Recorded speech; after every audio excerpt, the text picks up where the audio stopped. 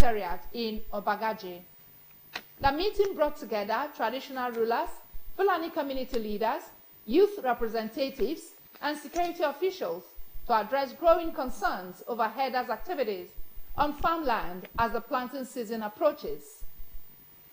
Mr. Eje emphasized the need to protect farming activities in Agatu ahead of the critical planting season, noting that agriculture was the backbone of the local economy and that farmers must be able to access their lands without fear of obstruction.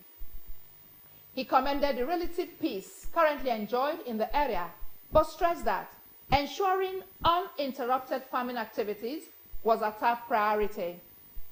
During the meeting, the Ado of the Fulani requested a one-week grace period to enable the herders to prepare for relocation, a request that was granted by the council. The General Youth Chairman in the area, Mr. Oloche Silas, pledged on behalf of the youth to support the peaceful evacuation process and to refrain from any form of violence. Security officials, including representatives of the Nigeria Police Force and the Department of State Services, DSS, commended the peaceful manner in which the matter was handled, pledging to support necessary support during the relocation. The executive order by Niger State Governor Mr. Morubago on the shaving of persons who wear dreadlocks in front with the back of their heads shaved still stands. The Niger State government had reiterated its position to clamp down on nefarious youth groups with distinct hairstyles causing mayhem in the parts of Minna, the state capital.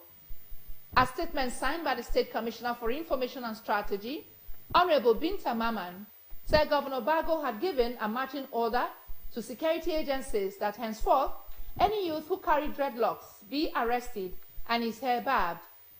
The statement clarified that the dusk-to-dawn curfew was not applicable to everyone but commercial motorcycle riders and tricycle operators, and it was not intended to cause any sort of hardship. It reassured residents of the state the government was taking proactive measures to address the growing insecurity that had affected parts of the state capital in recent days. Believers have been enjoined not to be tired in doing what is right before God, as he will reward them in due time.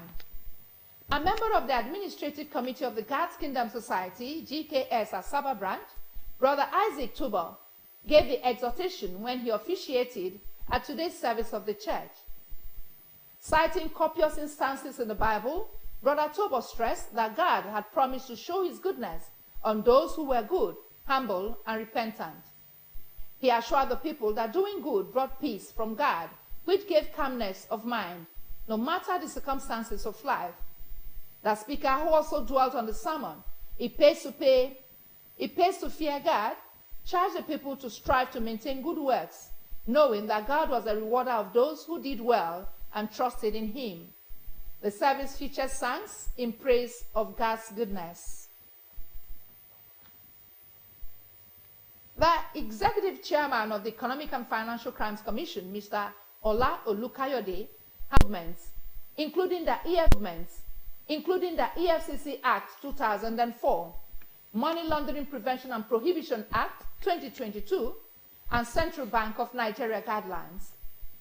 He reiterated that individuals transporting cash exceeding $10,000 or is instead of attempting the examination.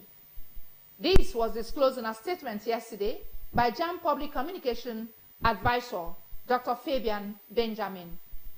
The statement advised candidates against superstitious and baseless dreams of reaping where they did not sow.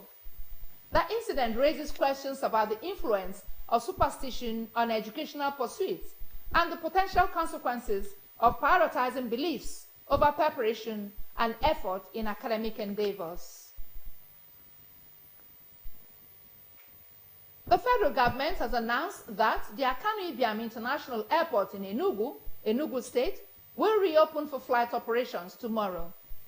This is following the completion of emergency runway repairs. Director, Public Affairs and Consumer Protection of the Federal Airports Authority of Nigeria, FAN, Mrs. Obiageli Ora, disclosed this in a statement yesterday.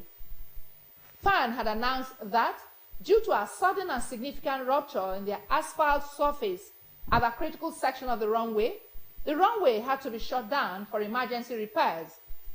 The authority apologized for the inconvenience but assured the public that all actions were taken in the interest of safety. Public and private primary and secondary schools in the state will resume for the third term of the 2024-2025 academic session tomorrow. A statement signed by the functioning permanent secretary in the Ministry of Basic and Secondary Education, Mr. Daniel Akiri, on behalf of the Commissioner for Secondary Education, Mrs. Rose Ezewu, and that of the Ministry of Primary Education, Dr. Kingsley Ashibagu, indicates that borders will resume today. The statement adds that classes will commence same day of resumption immediately after the cleaners have cleaned their classrooms under the guidance and supervision of their teachers. It urged school heads and teachers to be at their duty posts to discharge their duties as violators will be sanctioned, while imploring parents and guardians to adequately prepare.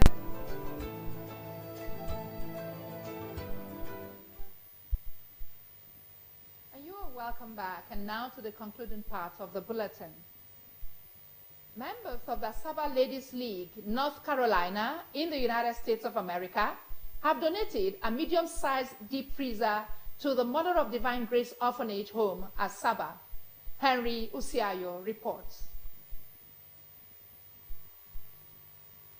The president of the Asaba Ladies League, North Carolina chapter, Dr. Rita Ntosi, who donated the deep freezer on behalf of members of the club, said the gesture was in tandem with the objectives of the association, which is charity-driven. Dr. Ntosi revealed that the decision to donate the deep freezer was to contribute their quota in ensuring the children have a sense of belonging in the society. The Asaba Ladies League North Carolina president said it was the first time that the association, which is in its nascent stage, carried out such philanthropic gesture